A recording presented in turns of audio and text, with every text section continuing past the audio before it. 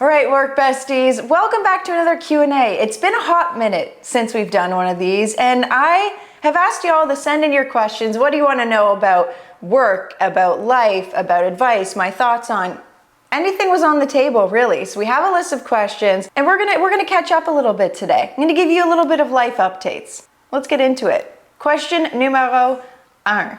Are you single? I was asking. This is a strong start. I love this for us. How goes wedding planning? So no, I'm not single. Fun fact, I've actually been engaged for 3.5 years. Has it been 3.5 years? 2.5 years? How do you get half when it's July and it happened in April? Yeah. When did we get engaged? April 2020? 2021? I think so. It's been a minute, but we've been engaged for many years now. And how's wedding planning going? It's funny you ask that because for years we just didn't care to prioritize it in life. I mean, there was so much else going on, from moving across the country to buying our first home and all of that. So wedding planning was just not something that we wanted to really put time and effort and money into. Recently, we've been like, maybe it's time. Maybe we start thinking about it. So the planning has not started, but it's a little bit more than it was like 6 months ago. Starting to think about options. I think we're leaning more towards destination. That's kind of where we're at. Maybe European vibe destination, small. What other details would we have? That's kind of it. Did you say when? I don't know when. Perfect. Maybe next year, maybe the year after. Who really knows? So that's the update there. Not super exciting, but starting, I think once we find a venue that really resonates with us, it'll kind of kickstart like our wedding, like official wedding planning. But all the research I've done, I haven't really found exactly a venue that really, I don't know, that like speaks to us. I think our dream, I say our dream, my dream, our dream, same thing, is more doing like a multi-day kind of trip with like a really small group of people, family, somewhere that we kind of rent out like a big place that we can all stay together in and kind of vacation and marriage. I don't know. That's kind of what we're leaning towards, but I haven't found like the perfect spot yet. I have a few like countries in mind. If you have any recommendations, let me know. Next question. Are you an introvert or extrovert? Introvert. Introvert, I don't even think there's like a scenario where I can be extroverted, like I can be social, but I'm very much an introvert when it comes to recharging my own energy. Very much an introvert, yes. Stay in a job that underpays, but the experience offers more opportunities, or move to a higher pay one that's in a niche? Oh, I feel like that's so personal preference. I mean, and also what you prioritize, because pay is one thing, and obviously it's really important in a job, but then there's also the environment, the people you work with, how much it demands from your life, how much you're able to get in terms of total compensation. Like, I feel like there's too many elements with that, and it's such a personal choice. For me, I think I would do kind of the niche role with a higher pay right now, because exposure is great and experience is great, but it doesn't guarantee anything. I think it's really interesting working in like very niche environments, so that's probably where I would go. I think that there's like way too many factors at play to say definitely one direction or the other. It also depends where you're at in your career. Early on in your career, having exposure to a wide variety of things is really valuable, because it also helps you see what's out there and what you might be interested in and just different jobs. Versus if you have a plethora of experience within your career already, going a little bit more niche, you still have all that experience. So that's my answer to that. What is the spider incident? Oh gosh, the spider incident. So, I haven't been able to drink out of straws since. Basically, I had a Stanley, and you know, the classic massive Stanley with the straw, and I went to take a sip from it one day. Didn't know a spider had taken home to it the evening prior or the morning prior or whenever it decided that that was its new home. And by the time I had realized that there was in fact a spider inhabiting my straw, it was already too late in my throat. I don't want to relive this, but that's the spider incident in a nutshell. Do you have any advice for someone working their first remote position? Yes. Find a space in your home or wherever you're working remotely that is dedicated to work. try to kind of keep the boundaries separated as much as possible. I know it's hard when you work and you live in the same space, but have something dedicated to work.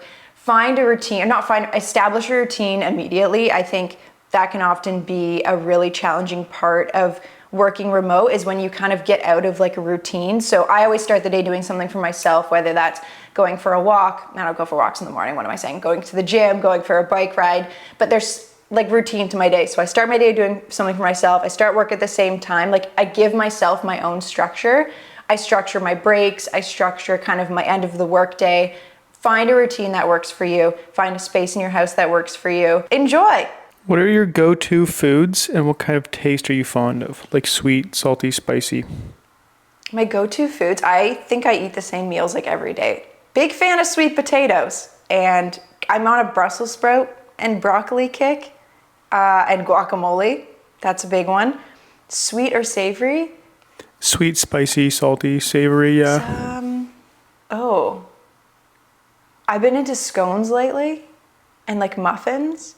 I don't like sweets that are too sweet, but I'm into savory. I don't know. What would you say? You kind of like spicy also for your meals. I do like a little bit of spice. I wouldn't say salty. I love Indian food. So I don't really know. Not so much salty. I don't really get the salty. Like I'm not a big chip girly. It really depends. I think every couple months I have like hyperfixation meals, and that's kind of the only thing I eat. So right now it's sweet potato, guacamole with air fried Brussels sprouts and broccoli and tofu with like some chili sauce, and then cauliflower gnocchi. That's like my 2 fixation meals right now. What do you like to do in your free time? Anything outdoors.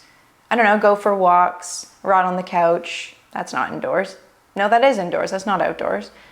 Go for drives. I moved in the last year, so I feel like a hobby is just exploring the new place that I call home. I recently got into puzzles, but I don't know if it's healthy for me. I'm gonna be honest, because I don't have a puzzle at home specifically because I can't, I have to finish it once I get it open, and I spend hours and hours and hours. So puzzling might be in my future. It also might not be, just for my own sanity. I like to hang out with you.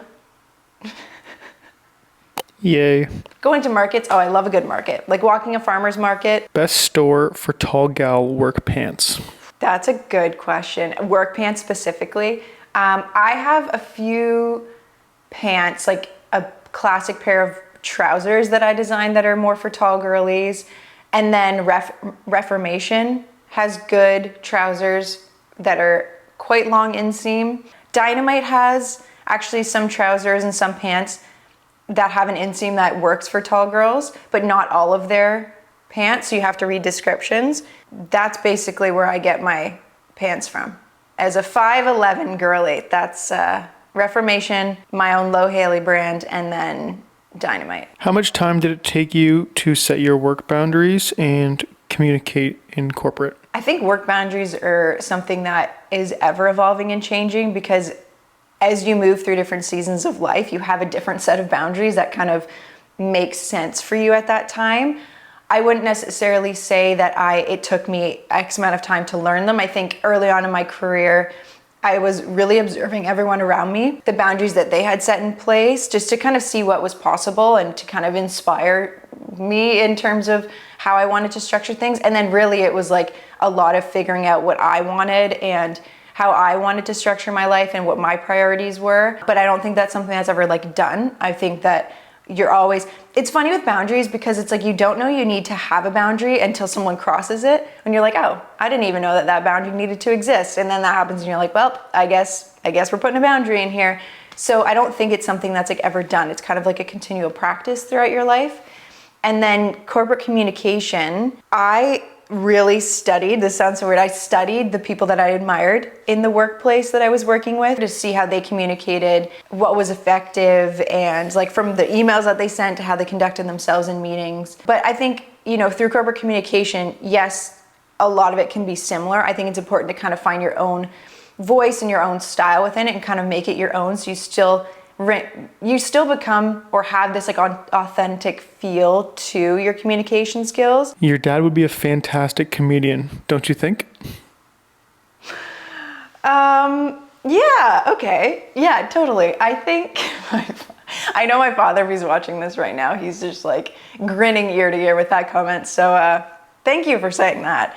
We have so much fun together when we make content and videos, and it's so sweet because he comes to the table or wherever we're filming with this list of like ideas he has, and they're usually not super, super detailed. He doesn't have full-blown scripts, but it's concepts or ideas or things that he thinks he wants to make content about, and it's really sweet, and it's actually become such like a fun bonding experience for us too.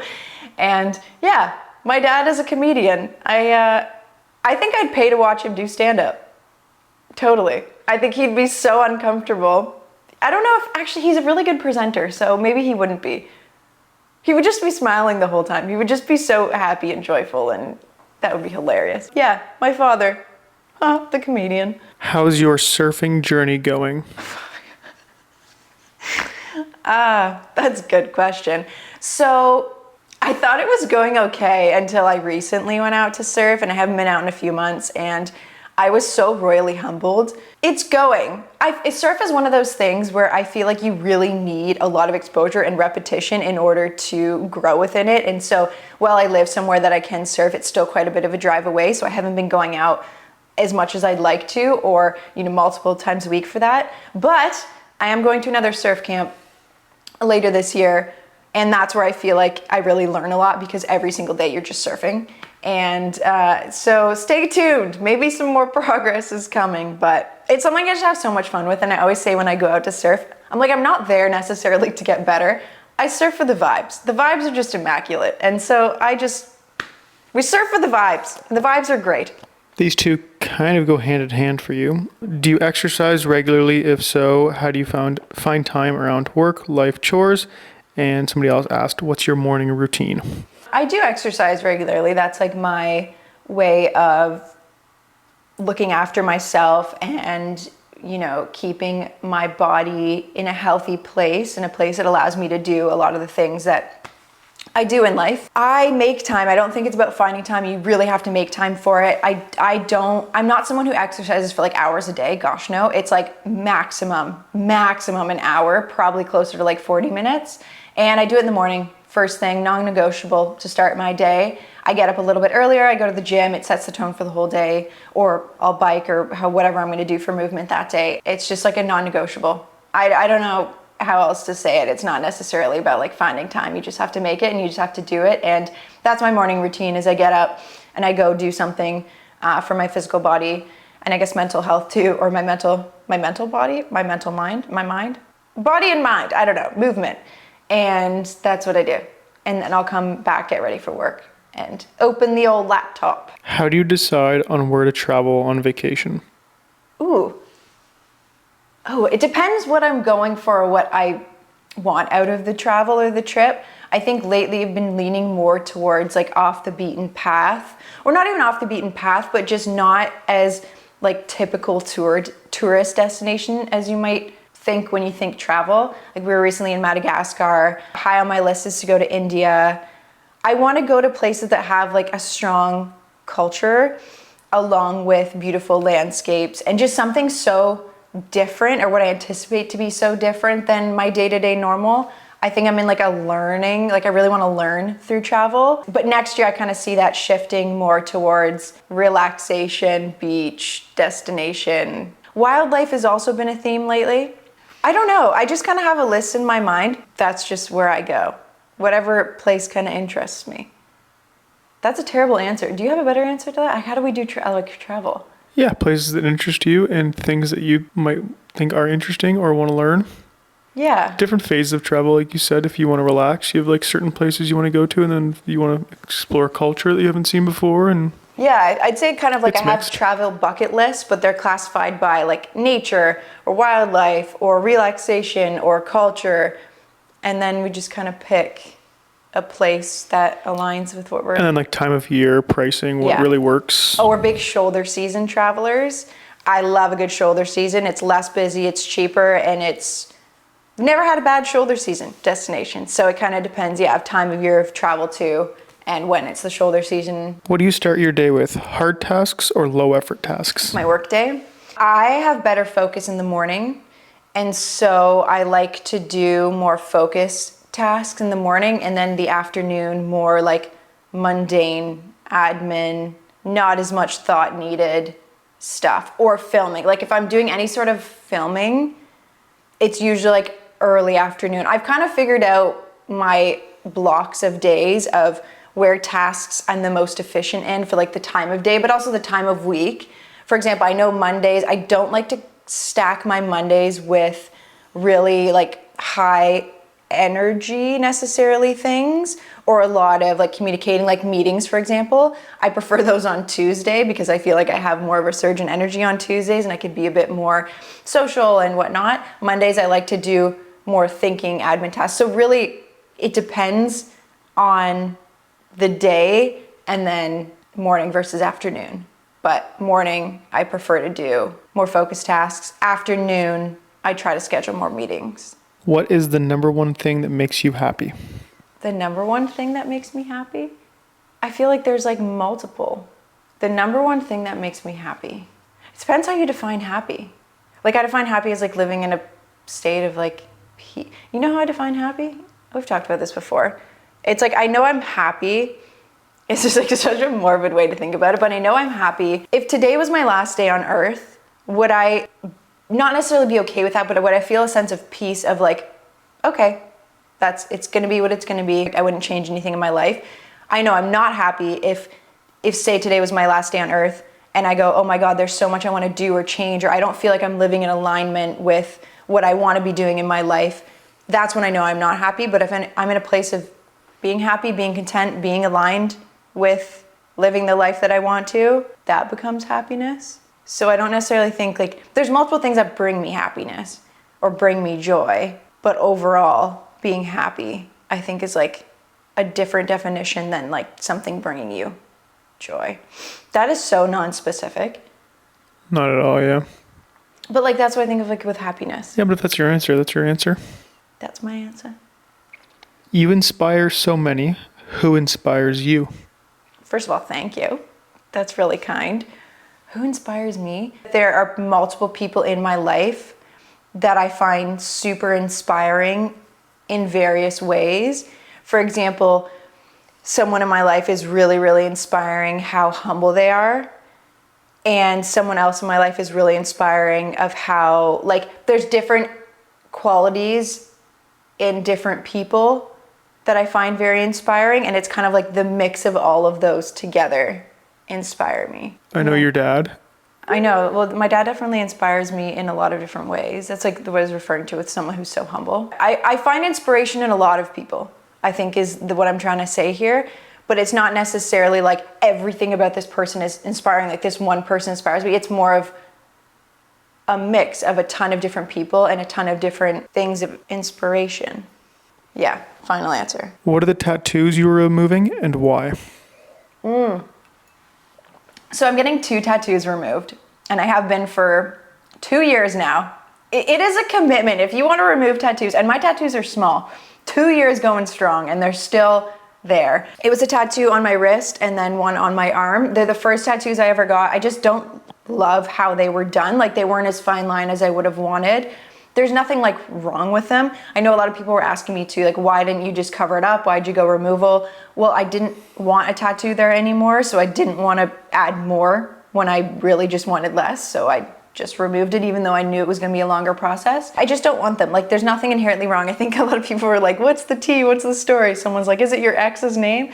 No, it's just things that don't really resonate with me as much anymore, and I just don't like the artistic execution of them. So they're gone. Well, hopefully soon. If you could be an Olympic athlete in any sport, what would it be? This person guesses high jump for you. High jump, because I'm tall. I can't jump very high. Not high jump. I don't think it'd be a track. Beach volleyball. That would be my Olympic sport. I love beach volleyball. It's so much fun. That would be, because then I'm like, oh, maybe diving. No, diving I'd be terrified of. I don't even think I could just like pencil jump off of the high diving boards. And then gymnastics, I think, is just the most incredible thing ever. But the stress, when I'm watching them do like these dangerous things, I'm like, I don't think I could do that. Beach volleyball would be thrilling. I really love that sport. You keep your relationship private. I didn't know. What are those boundaries like? I do keep my relationship private. I mean, it's private, not a secret. I don't mind if people know that I'm engaged. My partner helps out with helps out with a ton of content. What are those boundaries like? I think early on, when my social media pages started to grow, we kind of had the conversation of like, is our relationship something that we want to bring into this unknown space? Because I didn't really know how that transition was going to go of having a platform that was going to grow. And I was like, you know what, let's keep things more private until I understand a little bit more about the landscape and we're at a point where we're both comfortable. And we just like kind of decided to keep our relationship separate from this space. That boundary's been really healthy for us. And it's also allowed us to kind of control what we put out there versus what not. Because on the internet, it's hard. Once you put something out there, it's out there forever. Also, as a respect to him, like I chose this for myself. He didn't necessarily choose this. And so allowing him to kind of choose where he's comfortable being present or where he's not comfortable being present. How do you think it's been? It's been great.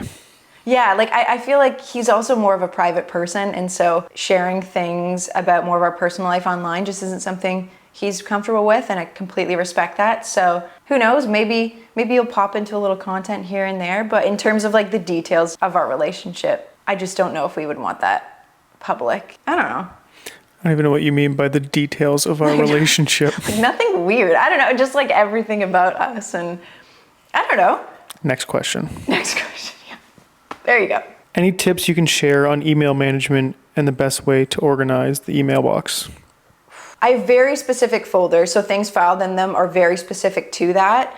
I don't have more generic folders because then things just get lost. And then I'd say I'm like pretty cutthroat with my emails about what immediately just gets deleted versus what gets responded to. Because the reality is not every email needs to be answered and not every email you're even relevant on. And I don't know about you, I get a lot of like spam or just things that are like, hey, you should know this. It's like, great, now it's in my brain, delete. Yeah, I would just say being pretty relentless with your inbox, pretty cutthroat, filing things that need to be filed for organization. And then I set times in my day to respond to emails. So I every day have a little bit of time to clear through my inbox because I really don't like having a bunch of things unread.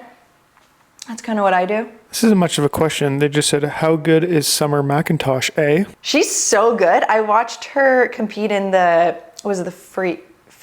The medley. Medley? Incredible. Those of you that don't know, she's a Canadian Olympic swimmer. Oh yes, Canadian Olympic swimmer who she brought home a gold and silver. Yeah, she's, we have really strong female swimmers in Canada. Is your work bestie real? Like a real person? Yes. Is that, I assume? Yeah, Work Bestie is real. He's actually on a bit of a sabbatical right now, but he comes back and works for me in the fall. He's a very real person. Yes. Yeah, I don't know. Some people think he's AI. I'm like, not really. He's Work Bestie. There's a lot to be said for learning by doing versus formal training. What are your thoughts on that? Learning by doing. I am not the biggest fan of organized education, formal training. I will say there are certain fields that require that, and it's very important. And I'm not referring to those fields like we're talking about like lawyers or doctors and all that, but I think there are so many jobs. Speaking from someone who went to business school, I would say like 94% of everything I learned was through doing, through on the job, through exposure to it. Formal education for me is not as nearly as important as direct work experience itself and learning on the job. And so I think most things are learned on the job. How to get your inbox to zero. Also, post-vacation inbox, do I just delete all? Inbox to zero. I got my inbox to zero on unread messages this week. It's really just, I set hours in my day that is just emails. It's just go through your inbox. Get rid of things, delete things that aren't necessary, respond to things, and that's how I get it down to zero eventually. It's like dedicated time. Early on in my career, I did a lot of throughout the day monitoring my inbox, and it was so distracting because I would be doing one thing and that's like, oh, email, and then it just kept bouncing me back and forth and back and forth. And now with dedicated times, it's like all I'm doing right now is emails, and I get through them eventually. Post-vacation, I usually start with like a quick scan of anything that is like I'm CC'd on. It's not really super necessary that I'm in that chain. I just go through and like file it if it's really, really important, or like delete it. And then anything that very much requires my attention, I'll leave those to follow up with. But I do kind of quick stand initially to filter out and remove anything that's not really important, and then work my way through the important stuff. What camera did you use during your recent trip to Africa? The Sony a7 IV with, which lens was it? 70 to 200. The Sony lens. Yep. Yeah, which was awesome for shooting wildlife. That's what I used. What's been the biggest adjustment since growing on social media? The biggest adjustment? I'm going to assume this question is more like in personal life. I don't know if it's the biggest adjustment, but having people know who I am when I go out in public sometimes, it's like always the most exciting and fun, but also like strange experience, because my brain is still like, how do you know who I am? And obviously it's changed a lot of my career path at the moment and my business, and it's allowed me to open my own corporation and whatnot. So that's more of the impact business wise. But honestly, day to day doesn't feel like it's changed a whole lot. Like I'm very much still office corporate job. I just work with the corporate world in a different capacity. So that doesn't necessarily feel like wildly different. Just my output and my deliverables are a little bit different than they used to be. Day to day though, I feel like life has kind of still stayed more like normal. Like it hasn't drastically changed. Like I didn't move to LA or anything. I feel like that's a common one. I get asked a lot of like, why don't you move to LA? It's like my life is here. Would you say what other adjustments? I mean, you've made a big adjustments too since social media has grown. I think the public one would be like the biggest adjustment, because your home life hasn't really changed. So Yeah. it's just, that's the only time sometimes you notice that. And you've become like professional photographer when sometimes I get to meet Work Besties out in public and you get to take the photo of us. Got to do all the multiple iPhone angles. Yeah, you're really good at it. That's kind of, I think that's the biggest adjustment. I mean, a lot of opportunities have come, obviously, but I don't know Totally. about like adjustment. Yeah, Besides totally. that. Yeah, a lot of opportunities have come up in things and places and rooms that I never would have been in if it wasn't for this platform growing. But that's like the day-to-day adjustment is more just Work Besties out in public saying hello. Doesn't matter where I go. I feel like there's always a Work Bestie there, and it's really awesome. And if you do see me out in public, come say hi. I am friendly. Sometimes I do have like a little bit of a resting, not so nice face, but that's just like my face, and I promise I am friendly. Those were the questions that we had to answer today. If there's anything else that you're really curious about, drop it in the comment section. I appreciate you being here as always. Thank you so much, and we'll see you in the next Work Bestie. We'll see you in the next Work Bestie. That's not appropriate. Try again. We'll see you in the next video, Work Bestie. Toodaloo.